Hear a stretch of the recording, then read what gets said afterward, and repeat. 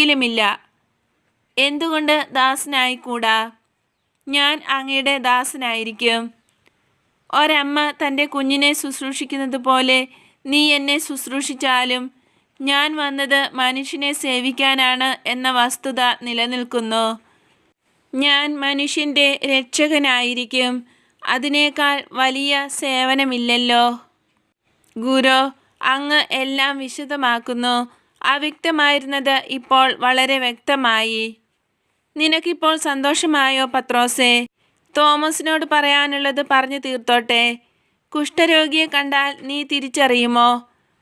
കുഷ്ഠം സുഖം പ്രാപിച്ച ഒരേ ഒരു കുഷ്ഠരോഗി അവനാണ്. നേരം വെളുക്കുന്നതിന് മുമ്പ് തന്നെ ഒരുപക്ഷെ അവൻ പുറപ്പെട്ടിരിക്കാം.